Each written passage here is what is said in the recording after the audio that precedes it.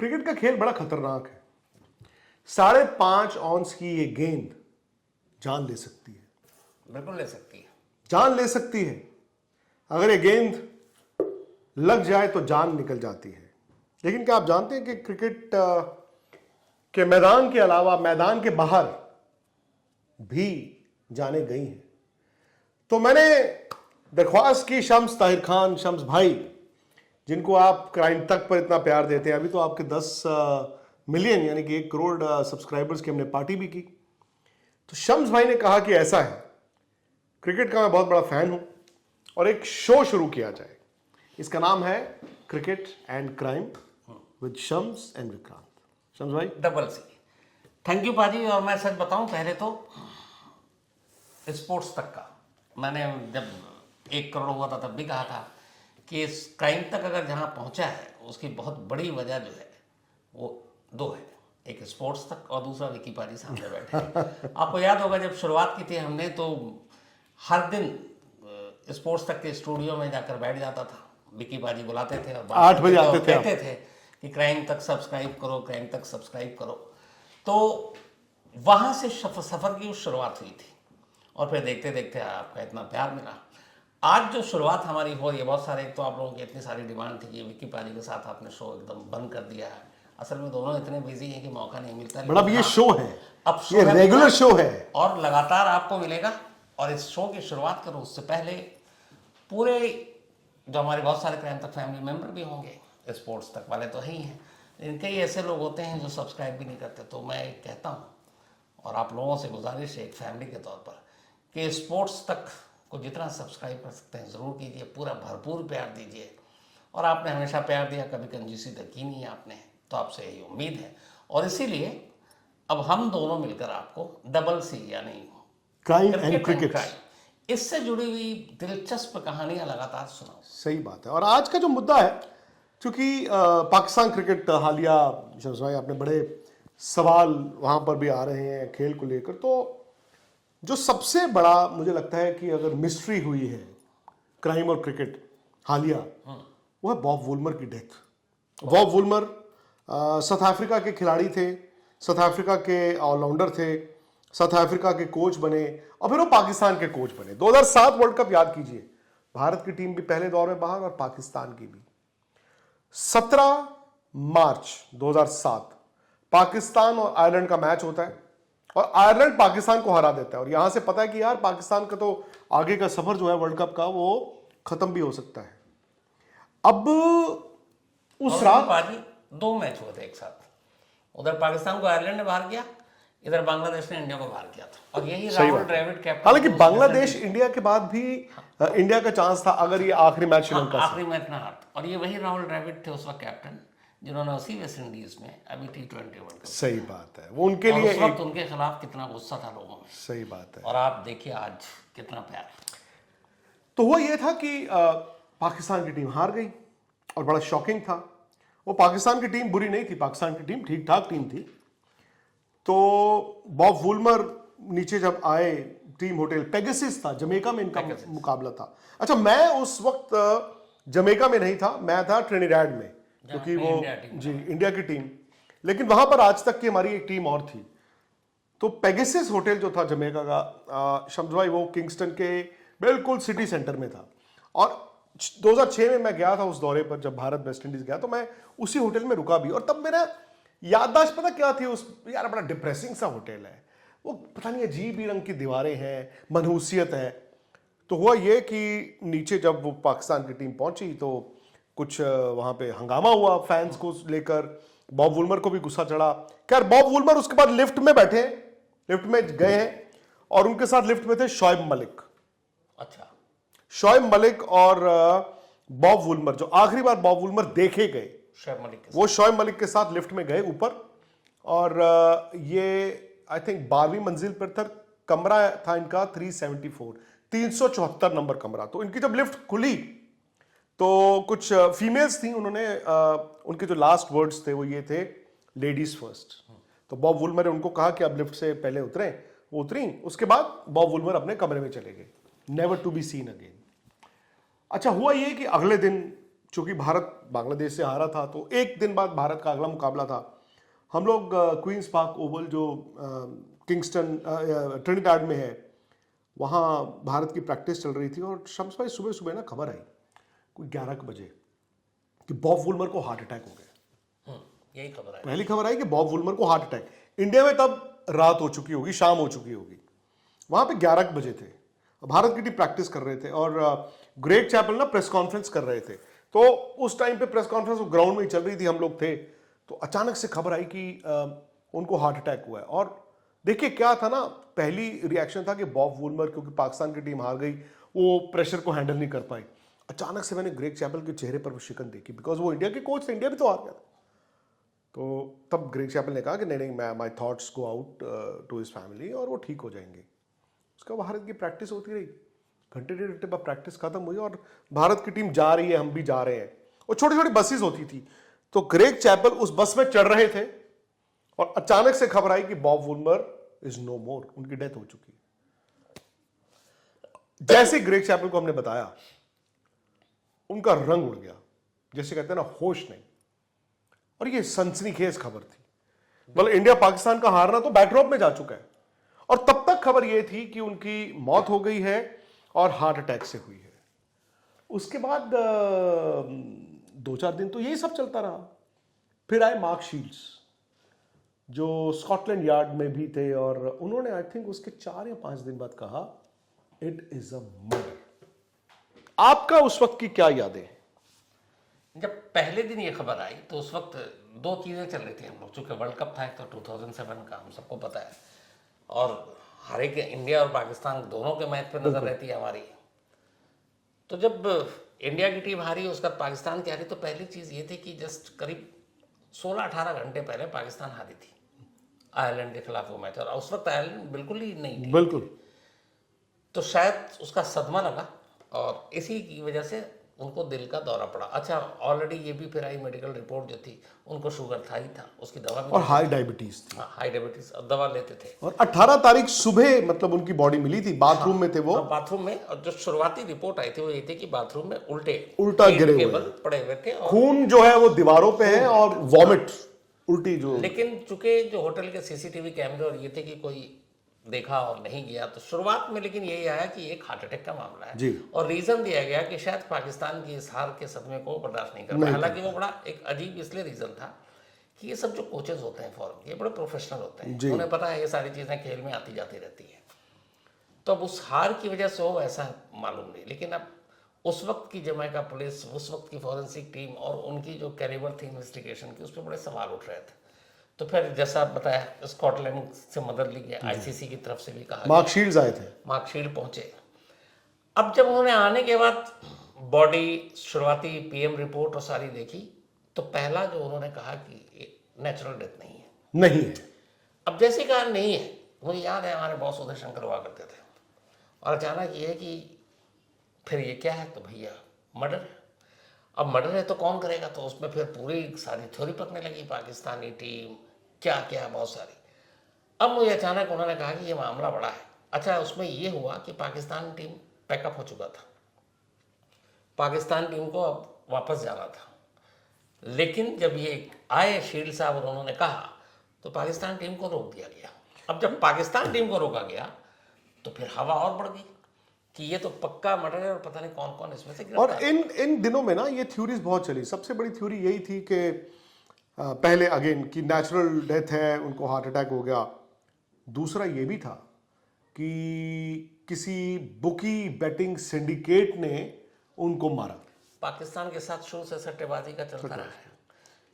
तो और ये भी था कि क्योंकि आप ना पीछे जाएं, जो साउथ अफ्रीका की मैच फिक्सिंग हुई थी जो हैंसी क्रोनी के वक्त, और हैंसी क्रोनी ने माना, उस वक्त भी तो कोच उस वक्त भी कोच बॉब वुलमर थे। उसके बाद पाकिस्तान के साथ जब ये जुड़े थे अराउंड 2004 में, शायद ये पाकिस्तान के कोच बने थे, और पाकिस्तान के साथ मैच फिक्सिंग की कहानी तब भी चल रही थी। तो ये भी एक थ्योरी आई कि शायद उनको कुछ पता चला है, या तो हैंसी क्रोनी का या पाकिस्तान टीम का, और जो वो खुलासा करने वाले हैं उससे पहले, मतलब वो कहते हैं ना the job of a hitman, इस तरह से उनको उड़ाया गया। एक और थ्योरी ये थी कि पाकिस्तान के खिलाड़ियों को लेकर, जैसे आपने कहा, कुछ खिलाड़ी उनके कमरे से बाहर जाते भी दिखे थे और ये शक की सुई कुछ सीनियर पाकिस्तान खिलाड़ियों पर भी गई थी। उस वक्त जो पाकिस्तानी टीम के कैप्टन थे इंजमाम उल हक जी, और आपने देखा होगा ये शायद 2007 से पहले ही थोड़ी सी एक शुरुआत हुई थी पाकिस्तानी टीम, वरना उससे पहले वो दाढ़ी रखना और तबलीगी जमात, तबलीगी जमात। तो पाकिस्तानी टीम में तबलीगी जमात का बहुत बड़ा एक रोल सारे खिलाड़ियों का, और उसकी वजह थी कैप्टन इंजमाम उल हक, क्योंकि वो खुद मानने लगे थे। तो कम से कम आधा दर्जन ऐसे खिलाड़ी थे जो तबलीगी जमात से जिनका ताल्लुक था। और उस वक्त पाकिस्तान क्रिकेट बोर्ड के जो चेयरमैन थे शहरियार खान, उन्होंने एक बात कही थी एक इंटरव्यू में कि एक बार बॉब वुलमर ने शिकायत की थी कि आपके जो प्लेयर है ये मेरी बात नहीं मानते, इनसे जब भी टीम मीटिंग या बात करता हूँ तो ये कहते हैं कि अभी दोपहर की नमाज है, अभी शाम की नमाज है, तो और नमाज के वक्त ये कोई खेल या मीटिंग की बात नहीं करते, तो इसलिए मुझे बड़ी प्रॉब्लम हो रही है इनको ट्रेन करने में। अब एक कल्चर ये हो गया कि 6-7 खिलाड़ी ऐसे आ गए और इंजमाम उल हक उन्हीं के सुनते हैं। और जब ये world cup team assistant coach थे मुश्ताक भी कभी था। अब जब ये पाकिस्तान की टीम पहुंची तो उस वक्त ये भी खबर आई कि इस टीम के साथ तबलीगी जमात के एक शख्स को भी भेजा गया था और इंजमाम और बॉब वुलमर के बीच में जो लड़ाई होती थी वो ये, उनका कहना था कि ठीक है मीटिंग अपनी जगह, हम जितनी नमाज पढ़ेंगे और ये बहस बहुत होती थी, हाँ मैच जीत जाएंगे, बिल्कुल, ठीक है, ऊपर वाला साथ है। तो उसको लेके बॉब वुलमर का था कि देखो रिलीजन अपनी जगह है, खेल अपनी जगह है। शहरयार खान ने भी फिर यही कहा था, बॉब वुलमर को समझाया था कि आप इनके रिलीजियस मैटर में आप कुछ मत बोलना, गड़बड़ हो जाएगा। तो वो चला रहा तबलीगी जमात। अब जब थ्योरी आनी शुरू हुई तो पता चला पाकिस्तानी टीम के मैच फिक्सिंग के साथ बड़े विवाद शुरू से सबको पता है। तो एक थ्योरी ये आई कि कोई ऐसी चीज थी मैच फिक्सिंग को लेकर, और चूंकि आयरलैंड वो मैच जीती थी जो बिल्कुल नहीं थी, बिल्कुल, और 141 के आसपास पाकिस्तान को शायद ऑल आउट 132 और उसने 7 विकेट से जीता। तो उसमें ये उस चीज को एक ज्यादा बल मिला कि इतनी आसानी से आयरलैंड से कैसे आ सकते, तो ये फिक्सिंग वाली बात आई। तो एक वही आई कि शायद वो नेक्स्ट डे बॉब वुलमर कुछ खुलासा करने जा रहे थे बड़ा, और उस खुलासे की वजह से कुछ लोग डरे और इसके पीछे बुकी या फिर बड़े सिंडिकेट उनका हाथ है, और उन्होंने ही कोई ऐसा पॉइजनस ड्रग्स जो दिखे कि ऐसी बहुत सारी, क्योंकि वॉमिट किया है ना, ऐसी बहुत सारी आपने वॉमिट किया, आपका खून जो है वो खून की उल्टी भी हो सकती है जो दीवारों पे है, जो प्रूफ है कि आपको ऐसी चीजें दी जाती है जिससे जब कॉज ऑफ डेथ आए तो वो आएगा हार्ट अटैक, बट उसको ट्रिगर करने के लिए। हाँ, तो दूसरी थ्योरी ये आई थी, एक तबलीगी जमात वाली आई, दूसरी आई ये आपकी कि इसमें कोई बड़ा सिंडिकेट था, तीसरा ये भी था एक कि कोई एक टीम से रिलेटेड वो बड़ा खुलासा करने जा रहे थे, और उसी टीम के जो उस वक्त करंटली 2007 में इंजमाम की कैप्टनशिप में टीम खेल रही, इसीलिए खिलाड़ियों पर भी शक किया था। और मुझे याद है कि हुआ क्या, इन्वेस्टिगेशन जो थी ना बड़े फेजेस में हुई। पहले कहा जी तो कुछ नहीं है, फिर कह दिया जी ये तो अननेचुरल डेथ है, और जो फॉरेन मीडिया सब वो लोग वहां पहुंच गए। तो उसके बाद हर रोज प्रेस कॉन्फ्रेंस होती थी, मार्कशीट्स हर रोज कुछ ना कुछ बोल देते थे। और आप याद कीजिए कि पाकिस्तान की टीम को जब वहां से आना था, मोंटेगो बे से उनको आना था, टीम एयरपोर्ट पे थी और 3 लोगों को रोक दिया गया था। उनमें से मतलब टीम जा रही है अपने जहाज में चढ़ रही है, और इंजमाम को जो कि कप्तान थे, मुश्ताक जो कि असिस्टेंट कोच थे, बॉलिंग कोच थे, उनको, और उनके जो मैनेजर थे तलत, उन तीनों को रोक दिया गया, उनको बुलाया गया, उनको फ्लाइट नहीं चढ़ने दी गई थी और इन्वेस्टिगेशन को रोका गया। तो एक पूरे इंटरनेशनल मीडिया में एक चीज आई कि सीधा बड़ा खुलासा होने जा रहा है, और इन लोगों ने तो यहां तक कह दिया क्या इंजमाम ने मारा है, क्या मुश्ताक ने मारा है। अच्छा, जो मैनेजर थे तलत, उनका ये था, उनसे इन्वेस्टिगेशन में ये पूछा गया कि आपने होटल में अपना नाम कैसे बदला। उन्होंने अपने रूम में नाम बदल दिया था अपना एक अलग नाम से। अच्छा, अब फिर वही बात है ना, जो बातों से बातें आती हैं कि जी मुश्ताक आपके यहाँ पर ये निशान किस चीज के हैं, ये आपको ये खरोच कैसे आई है। तो ये तमाम तरह की थ्योरीज जो थी वो आनी शुरू हो गई, लेकिन इन्वेस्टिगेशन आगे बढ़ती रही। इधर क्या, वो भारत की टीम हार के वापस आ चुकी थी, पाकिस्तान की टीम भी हार के वापस जा चुकी थी, और वर्ल्ड कप चल रहा था। लेकिन जमैका में पेगासस होटल में, या फिर जो जमैकन पुलिस और स्कॉटलैंड यार्ड थी, भाई इनकी इन्वेस्टिगेशन तो हर रोज क्रिकेट से ध्यान हट गया था शम्स भाई। बिल्कुल।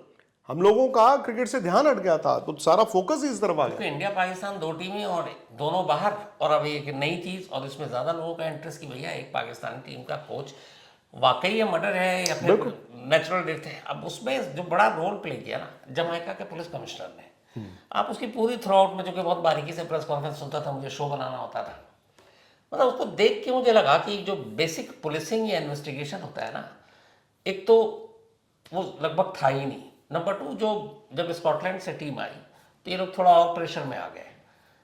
और तीसरा, फॉरेंसिक इन्वेस्टिगेशन और साइंस के मामले में जो शुरू में लापरवाही बरती गई, जैसे अभी कोलकाता वाला चल रहा जी। है कि इतनी सारी चीज़ें हैं, क्राइम सीन धुल गया, ये जमैकन पुलिस ने शुरुआत में वो सारी चीज़ें की ही नहीं। अगर इस केस की शुरुआत से फॉरेंसिक इन्वेस्टिगेशन शुरू में एकदम, मतलब 18 मार्च की मैं बात बताऊं, बिल्कुल 18 मार्च को ही डेथ हुई थी, जब ये खबर मिली मॉर्निंग में, उस वक्त पूरे उसको कर लेते। बट खबर ये थी कि वो आई, उसके बाद लेकर गए, पाकिस्तानी प्लेयर तक कमरे में चले गए, बाकी लोग चले गए, और फॉरेंसिक एविडेंस जिस तरीके से कलेक्ट करना चाहिए था तो डिस्ट्रॉय हो गया ना एविडेंस। और कमिश्नर का कमाल ये कि शुरू में कहता है कि पहले तो कि नहीं, ये मतलब हार्ट अटैक है। फिर अचानक जब स्कॉटलैंड वाले आते तो कहता नहीं कि हम अभी सीरियस, अभी हम कोई भी बात नहीं बताएंगे कि नेचुरल है या नेचुरल है। उसके बाद ये 18 मार्च की कहानी है, जून 12 आ जाता है, और 12 3 महीने हो चुके हैं।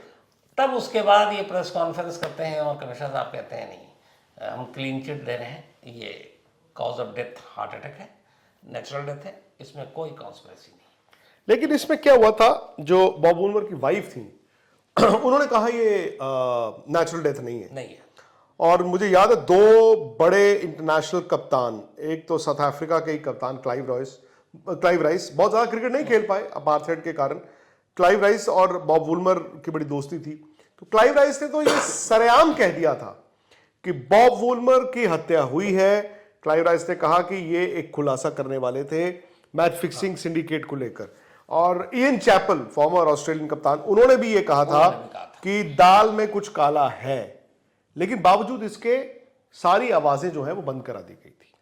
एक्चुअली जो शुरुआत के जो इंपॉर्टेंट डेज थे ना, उस वक्त जमैकन पुलिस, उनको भी क्या दोस्त हो, क्या नासमझी में उन्होंने एविडेंस को डिस्ट्रॉय होने दिया, या नहीं, उस लेवल पे उनकी कोई वो नहीं थी। जो पूरी रिपोर्ट आई उसमें जो उनकी पुलिसिंग और जो शुरुआत में जो टीम गई थी उनकी, उन सबको यही पता नहीं था कि ये शुरुआत में एक तो जैसे मान लिया था उन्होंने कि एक नेचुरल डेथ है, सुसाइड नहीं है, मर्डर है, ये हार्ट अटैक का मामला है। अच्छा। डॉक्टर ने भी उन्हें शुरुआत में जो रिपोर्ट आई थी कि शुरुआत में ही कह दिया था कि नहीं, इसमें कोई फॉल प्ले नहीं है। दूसरे जिस होटल में थे, जिस तरीके की टीम थी, सिक्योरिटी थी, तो उन्हें लगा ही नहीं, और वहीं पर उन्होंने गलती की। अगर इसको क्या होता है ना, क्राइम सीन को जब भी कोई भी होता, चाहे नेचुरल डेथ, एक पुलिस अफसर का सिर्फ ये होता है कि नहीं, जो भी हम देख रहे हैं वो वैसा होना है, ये ज़रूरी नहीं है, इसलिए हम सारे रास्ते खुले, ऑप्शन खुले रखेंगे, ये कुछ भी हो सकता है। अगर इसी सोच के साथ वहाँ इन्वेस्टिगेशन शुरू होती और अगर इसमें वाकई कॉन्स्पिरेसी थी तो वो सामने आता। लेकिन कमाल देखिए, 17 साल हो गए, ये केस हमेशा के लिए बंद हो गया, खत्म हो गया। पर आज भी पता नहीं है क्या थी। आज भी अगर ये कोई दावा करेगी नहीं नेचुरल डेथ थी, हार्ट अटैक, बिल्कुल नहीं माना जाता।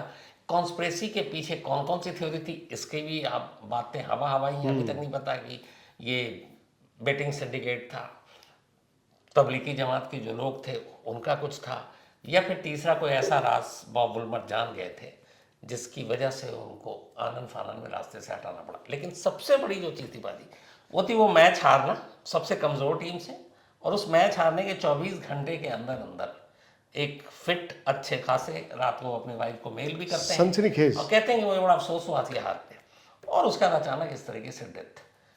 कड़ियाँ बहुत हैं इसमें, सवाल भी बहुत हैं, रहस्य भी बहुत है, अफसोस जवाब मिला नहीं। आपको लगता है कि ये मामला दबा दिया गया है? अगर ये किसी, जैसे अगर इंडिया में ये हादसा होता, ऊपर वाला न करे ऐसा, तो मुझे लगता है कि जांच कुछ और होती। अगर इंग्लैंड में होता, दूध का दूध पानी का पानी होता। गलती से, बदकिस्मती से वेस्ट इंडीज में था, और वेस्ट इंडीज में ऐसे हाई प्रोफाइल केसेस और इस तरह की चीजों को करने के बाद और शुरू में वक्त जाया हो गया ना। मैंने बाद में एक रिपोर्ट पढ़ी कि उन्होंने 2009-10 में आया था कि हम इंटरनेशनल लेवल पे, जो वेस्ट इंडीज की पहचान है कि क्रिकेट की वजह से, तो हम अपनी पुलिसिंग, अपनी इन्वेस्टिगेशन, अपनी फॉरेंसिक, इन सबको वर्ल्ड क्लास या बेहतर करने की कोशिश कर रहे हैं। अब शायद हो भी गया, लेकिन आज भी नहीं, मिस्ट्री है। और उस वक्त क्योंकि ताज़ा ताज़ा था, आपने सही कहा यार शम्स भाई, 17 साल हो गए। 17 साल हो गए 2000। मुझे अभी भी ऐसा लगता है ये अभी पिछले साल की तो बात है, हम वर्ल्ड कप गए थे। मैं इसको इसलिए नहीं भूलूंगा कभी कि जब ये हुआ कि वही जो आए मिस्टर लीड और उन्होंने कहा कि नहीं ये मर्डर है, तो उदय शंकर ने सीधे कहा कि तुम निकल। अब वेस्ट इंडीज की डायरेक्ट फ्लाइट तो है नहीं, अब वाया लंदन जाओ या फिर वही वाया अमेरिका। तो मैं आनंद फानन में भागा। उसके बाद वीज़ा सब हो गया था। देखिए मेरी भी किस्मत जी। और बस ये है कि कल निकलना है। और सेम अच्छा उस वक्त पाकिस्तानी टीम को रोक दिया था, तो अब ये और हो गया कि पाकिस्तानी टीम में से कोई एक कातिल निकलने वाला, ये एकदम सोच रहे हैं, सब कुछ चल रहा है। और अचानक जब नेक्स्ट डे जाना है, उससे एक रात पहले शाम को आती पाकिस्तानी टीम सब वापस। लेकिन तो इन्वेस्टिगेशन चलता रहा, इन्वेस्टिगेशन चलता रहा था। और वो पहले 2-3 दिन तो चलिए खैर मिस्ट्री थी, लेकिन जब मार्क शील्ड्स ने आके ये कह दिया ना कि ये मर्डर हो सकता है, और जिस तरह से आपने कहा इंजमाम, मुश्ताक और उनके मैनेजर को रोक दिया गया एयरपोर्ट पे, आई थिंक ये कॉन्फर्मेशन। फिर ये थ्योरीज भी आई कि आखिरी प्लेयर कौन था जो उस लिफ्ट से निकला, आखिरी प्लेयर कौन था जो उनके कमरे से निकला, वो सीसीटीवी इमेज थी। तो सीसीटीवी इमेज कहीं पर ऐसी नहीं आई कि बॉब वूलमर जो हैं वो अपने कमरे से बाहर आए हों। लेकिन क्या सीसीटीवी फुटेज के साथ भी टैंपरिंग की गई थी, आपको लगता है? हो सकता है कोई अनोखी चीज, क्योंकि वो तब था बड़ा हेजी है जी, कोई आया है कोई गया है, किसी ने कहा ये प्लेयर है। तो ऐसी चीजों पे आए थे जिसमें क्लियर पिक्चर नहीं थी जी, तो वो कौन था ये क्लियर नहीं था। इवन ये भी शक उठा था कि वो जो आयरलैंड और पाकिस्तान का मैच था उसमें उन प्लेयर्स के बाकायदा जो इन्वेस्टिगेशन टीम थी कि कौन कौन, अब जैसे क्रिकेट में आउट तो आप किसी तरीके से हो सकते हैं ना, लेकिन वो सचमुच अच्छी गेंद पे आउट हुआ, लापरवाही से खेलते आउट हुआ, जानबूझ के, तो उन सब की भी वो हुई कि इस खेल से ही जुड़ा हुआ ये मामला तो नहीं हुआ। हालांकि तो बांग्लादेश ने भी इंडिया को हराया था, बट बांग्लादेश से इंडिया का हारना उससे ज्यादा बड़ा अपसेट था उस वक्त आयरलैंड का क्योंकि पाकिस्तान। आयरलैंड की टीम 2007 में वो नहीं थी जो आजकल है। बिल्कुल। और पाकिस्तान का उससे हारना, और दोनों टीमों का पहले दिन मतलब हार जाना ना, एक तो वर्ल्ड कप के लिए तो मतलब घातक था ही भाई। वर्ल्ड कप आईसीसी तो पहले दिन ये गिनना शुरू हो गया था ना, ये 2 हारे, उसका तो हम में से किसी को भी याद भी नहीं रहता। हम भूल ही गए थे कि आखिर वो जो वर्ल्ड कप में इतनी सारी चीजें हुई, और 2007 ऑस्ट्रेलिया वर्ल्ड कप जीती, हमारा कोई इंटरेस्ट ही नहीं था। सही बात ये वर्ल्ड कप सिर्फ एक ही चीजों से जाना गया और आज भी जाना जाता है, वो बॉब वुलमर की मिस्टीरियस डेथ। नहीं, वो मिस्ट्री आपको लगता है शम्स भाई की दबाई गई? मैं बार बार वही सवाल आपसे करता हूँ, बिकॉज देखिए मुझे क्रिकेट के लिहाज से तो जो आपने बोला मैं वहां पर था, और बहुत सी थ्योरीज आती थी मैच फिक्सिंग का। तो देखिए 90s का जो दौर था ना, 90 का जो दौर था, वो ना मैच फिक्सिंग एक मजाक बन गया था। मैं और शम्स भाई उसकी भी एक दिन आपको पूरी कहानी लेकर आते हैं। और मैं आपको बताऊं, मैं जो थोड़ी बहुत क्रिकेट खेलता था, तो उस दौर में क्या होता था शम्स भाई, जब आप डोमेस्टिक क्रिकेट खेलने या उन प्लेयर्स के साथ बात करते थे ना, तो बड़े खुल के बात करते थे। अंपायर होते थे, बड़ी खुल के बताते थे, यार ये ऐसा हो रहा है, ऐसा हो रहा है, वैसा हो रहा है, वैसा हो रहा है। अखबारों में भी आप देखते, मैच देखते थे यार, आपके सामने मैच हो रहे होते थे। तब सोशल मीडिया नहीं था, चैनल भी कम आपको थे। लगता था यार ये क्या हुआ, ये कैसे हो गया? तो मैच फिक्सिंग ना मतलब हमें 90s क्योंकि डॉक्यूमेंटेड है, बट इसका आगाज जो है मैं आपको बताऊं लेट 70s में हुआ, अर्ली 80s में हुआ। और मैं किसी और दिन बताऊंगा आपको एक ऐसा सनसनीखेज, मैं आपको शम्स भाई बताऊंगा कि एक वेटरन्स का मैच था। वेटरन्स के मैचेस होते हैं ना, वेटरन्स के मैच कराए जाते थे, ऑफशोर करा दिया, कहीं शारजा कहीं दुबई नहीं शारजा ही होता था। इंडिया और पाकिस्तान का एक वेटरन्स का मैच था। मैं आज नाम नहीं आपको बताऊंगा, सिर्फ हल्का सा वो दे रहा हूं। सो इंडिया के जो वेटरन्स टीम के कप्तान थे या मास्टर्स टीम के कप्तान थे, उनको जो ऑर्गेनाइजर थे, वो भी एक प्लेयर थे किसी जमाने में, उन्होंने आके कहा कि यार वो ना टॉस वो जीत जाएंगे। तो उन्होंने कहा टॉस तो हुआ नहीं। नहीं कहते उन्होंने डिसाइड कर दिया, एक मैच आप जीते हो, एक मैच वो, तो फिर तीसरे मैच में। और क्योंकि ये एक मास्टर्स मैच था तो ही वाज शॉक्ड। उन्होंने कहा नहीं ऐसा नहीं होगा।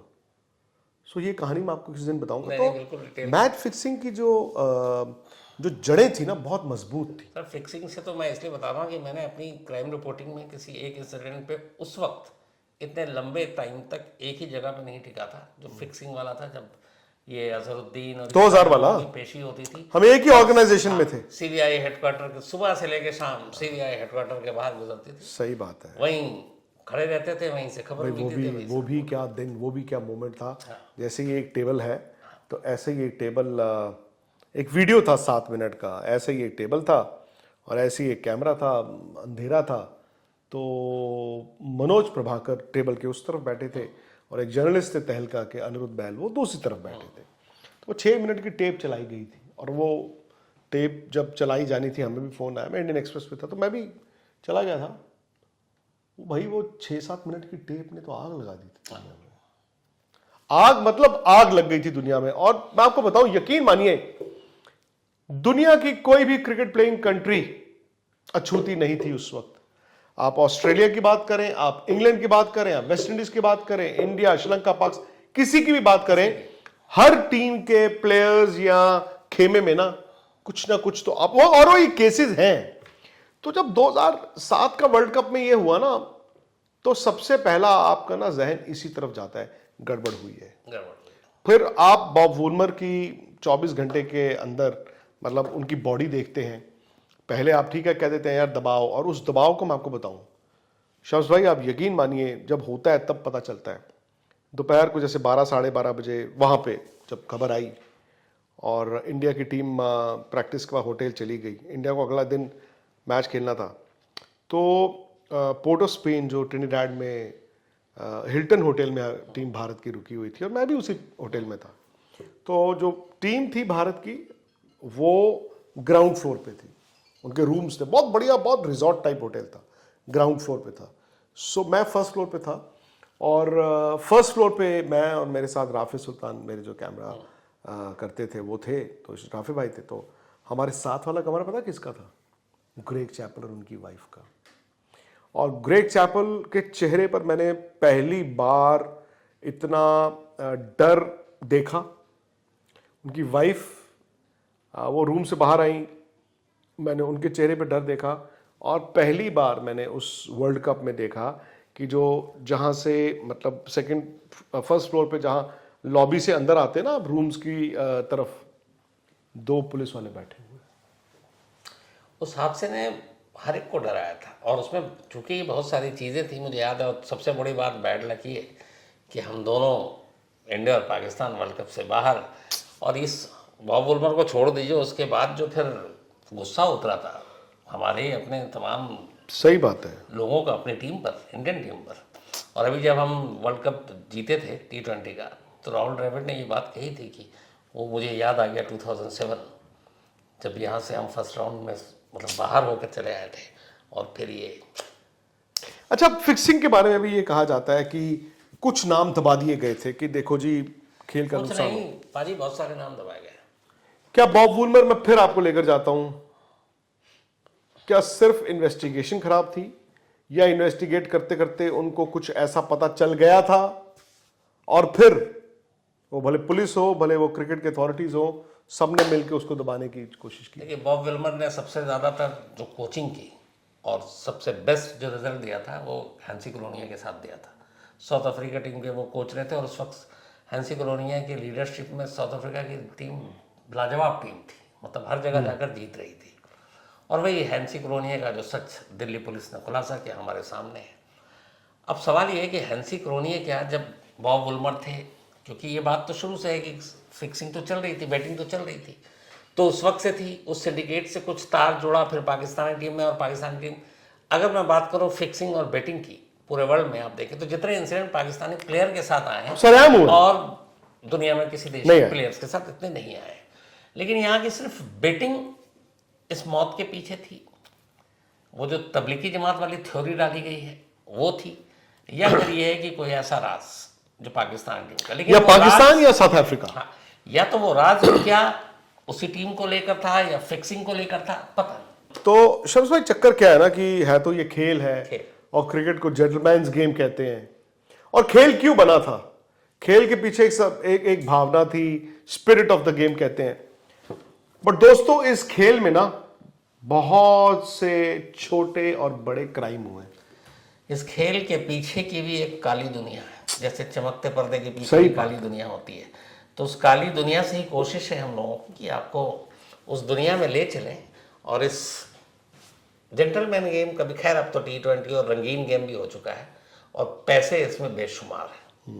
पैसे का ही तो खेल है। तो सारा खेल खेल का भी और खेल पैसे का भी है, और जहाँ पैसा आ जाता है और जहाँ खेल हो जुर्म का, सही तो बात फिर है। बहुत सारी चीजें फिक्सिंग को लेकर ना एक नहीं कई कहानियां हैं, क्योंकि मैच फिक्सिंग जब आप कह देते हैं तो इस दौर की मैच फिक्सिंग अलग है, उस दौर की मैच फिक्सिंग अलग है, उस दौर की मैच फिक्सिंग अलग है, और उस दौर की मैच फिक्सिंग अलग है।